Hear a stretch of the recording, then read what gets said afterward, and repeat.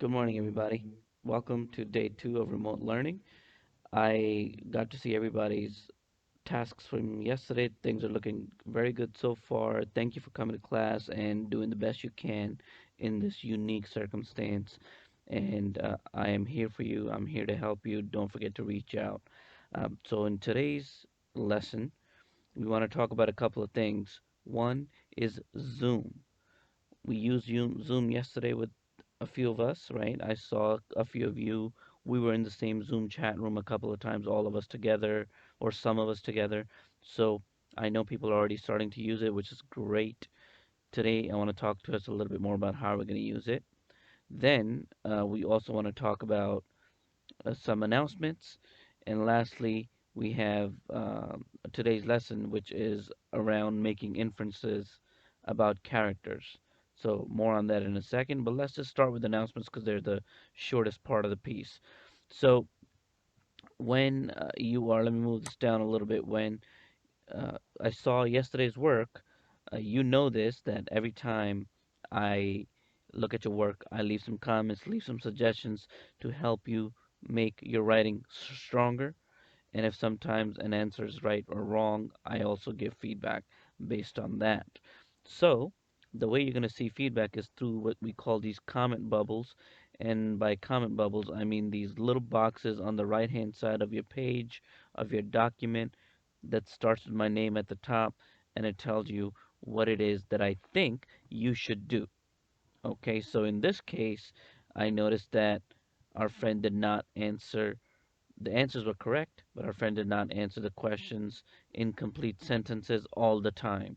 So I left that comment, answered the question in a complete sentence like this, and I gave a sentence starter that the student can use. So when I do this, please make sure you apply the feedback.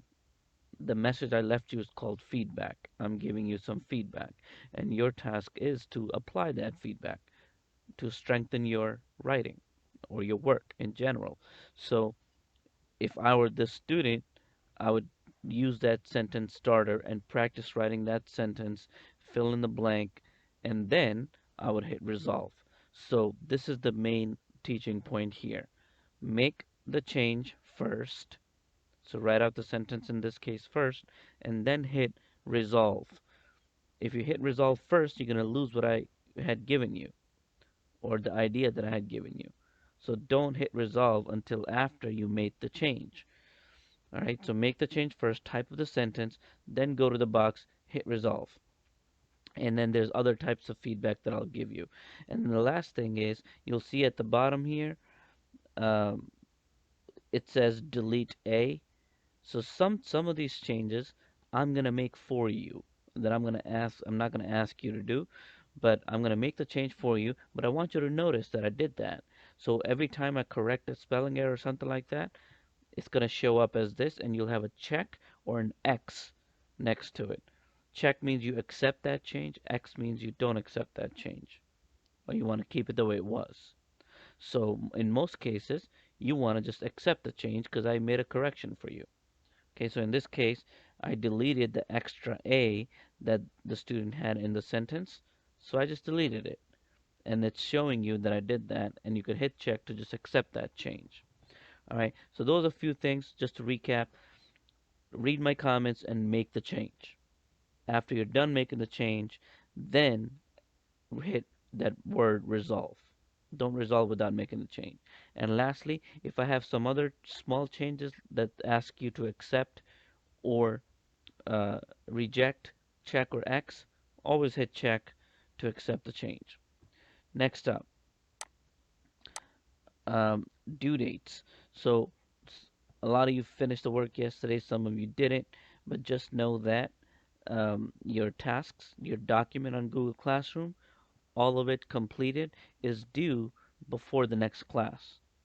So you can have some time in the morning to do it too if you need it. You can have some time in the evening to do it too if you need it to.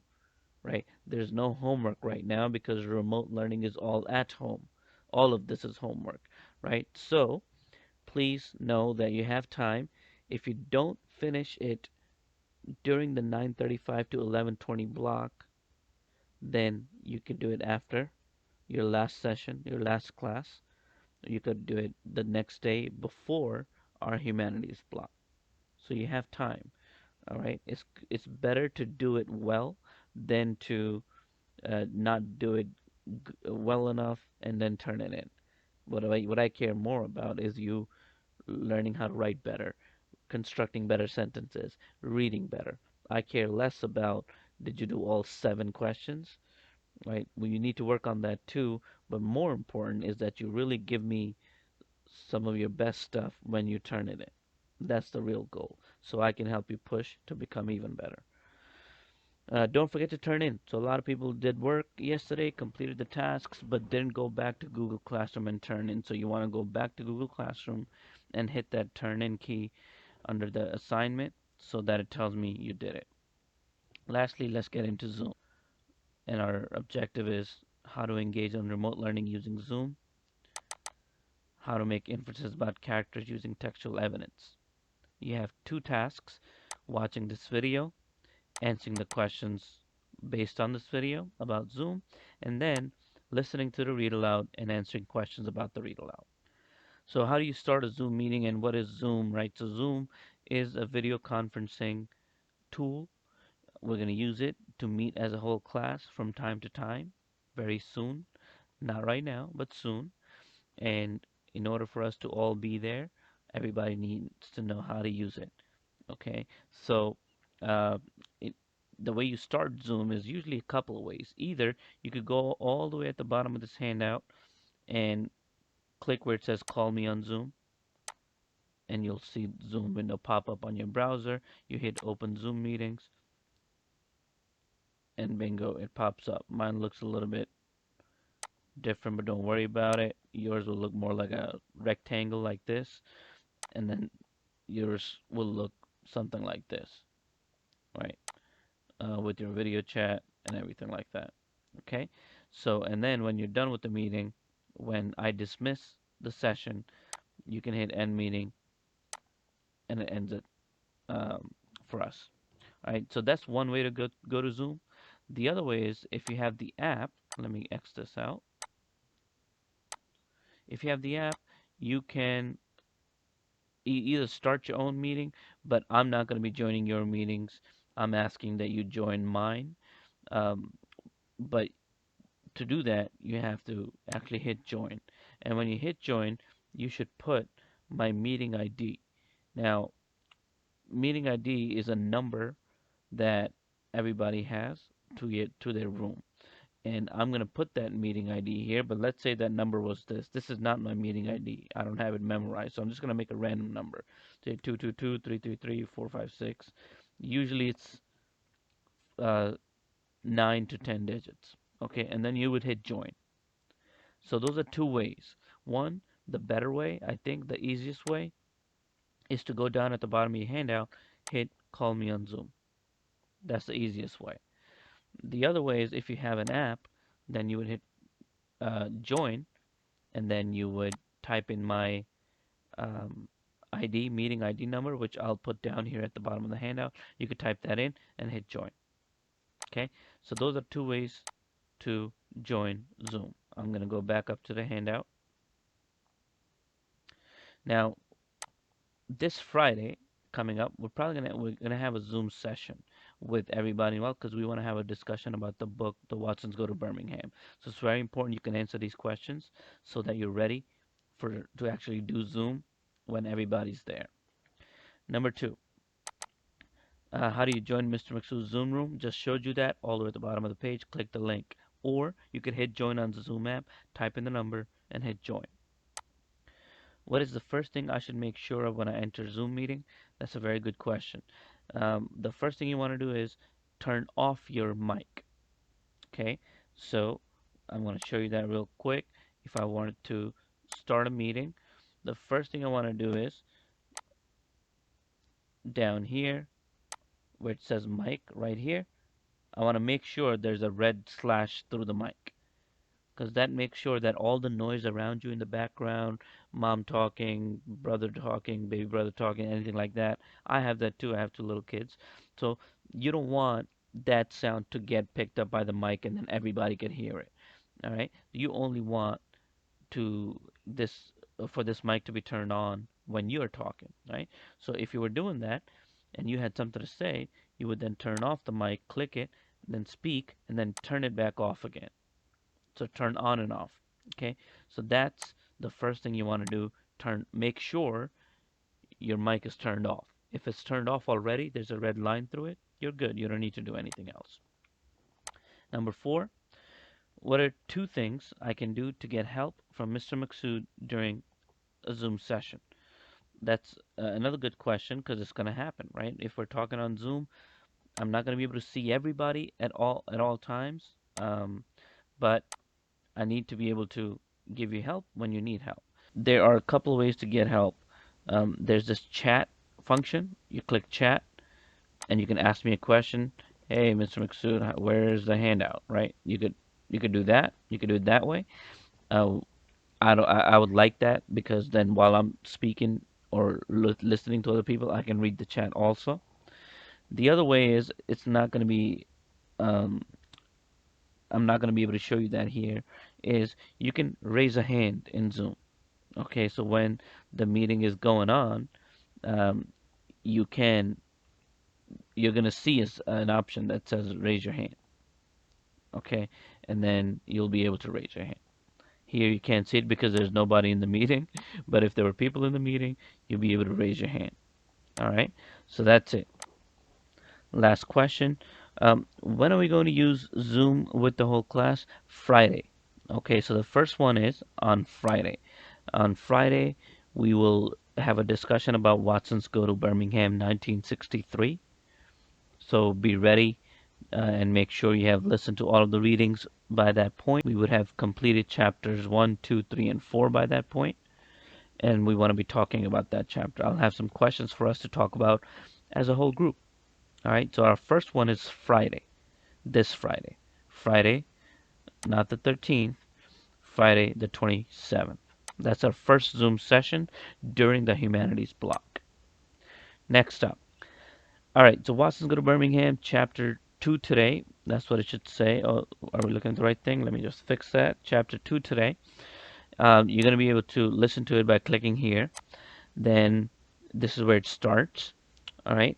And after you're done listening to the whole thing, you have 5 questions today to answer. How did Byron's little brother help Kenny at school?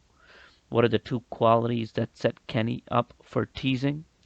How did Byron react to Kenny's poetry reading, and why was this surprising? Then, number 4, you have to read a quotation first, then answer the question. Read the quotation below from chapter 2, then answer the question that follows. Larry Dunn was king of the kindergarten to 4th grade only because Byron didn't care about them. Larry was the king of Clark, but Byron was a god. From page 14. Why does the author choose to describe Byron as a god? What's the point of using that word here? What's it trying to tell us about Byron, right? So you're making an inference now. You're using words. You're trying to make an inference about what kind of a reputation Byron has at school, and that should help you answer the question. Number 5, what does Kenny mean when he says, I knew God had finally sent me my personal savior? Okay, so Kenny's a little kid, remember that. So what does he mean by that? When you read this whole, when you listen and read this whole section today, you will be able to figure that out. All right, so I want to model the answer to question 1 real quick to you. So the question was, how did being Byron's little brother help Kenny at school? So here's how I would go about reading or doing this, answering this question. I need to figure out what are the places in the text that Kenny talks about Byron being a helpful brother. So when I read it, there was one in the very beginning, and I highlighted it for you here so you could see it. It seemed like that would make me a prince or a real strong angel or something, but it didn't work that way. I was just another 4th grade punk. I guess having the school's god as my brother did give me some kind of special rights, but not a whole bunch. It helped me with stupid stuff like the time I found a dollar bill and got too excited and was crazy enough to show it to Larry Dunn. Okay, first of all, I want to restate this in my head to really understand what I just read. So, what I just read sounded like Kenny's talking about being the God's brother. Um, you would think would go a long way, would help you out a lot in being popular at school and stuff, but it didn't go that way. People still probably um, teased Kenny a little bit, all right, but it did help him a little bit in different situations. All right, so knowing that he was Byron's brother did sometimes help him. And then Kenny gives us an example that one time he found the dollar bill. Okay, so I want to put that in a line here. So, how did being Byron's brother help Kenny at school? Being Byron's little brother helped Kenny at school with some small stuff. He was not bullied as often. I know this because I didn't want to read all of it for you. This Larry Dunn situation that they're talking about explains a little bit about how Larry could have bullied Kenny but didn't because of Byron. Okay, so he was bullied less often. And then I remember another situation, and I highlighted that section too. Having the school's God as my relative helped in some other ways too. I had two things wrong with me that would have gotten me beat up and teased a lot more than I did if it hadn't been for By. Okay, By is short for Byron. So another reason, another way it helped Kenny was that he was protected from some teasing and fighting because of Byron. Okay, so I wrote two sentences and answered the question. I wrote, being Byron's little brother helped Kenny at school with some small stuff. He was not, oh, actually, I wrote three sentences. Look at that. Um, being Byron's little brother helped Kenny at school with some small stuff. He was not bullied as often. Another way it helped Kenny was that he was protected from some teasing and fighting because of Byron.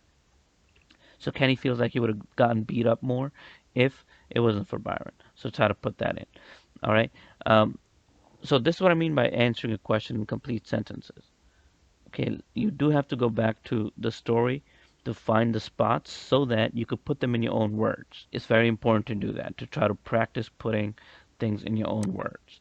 So that's it. Your job is to finish up to number 5. I'm going to be available. I'm going to be on Zoom from 9:35 to 11:20.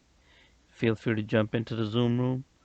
I'll be there and I'll be able to help answer any questions, read something to you if you need help with that, or help you get started. All right, so that concludes or ends your teaching point video for today. You can exit out, open up the document under Tuesday, and begin your task for today. Good luck.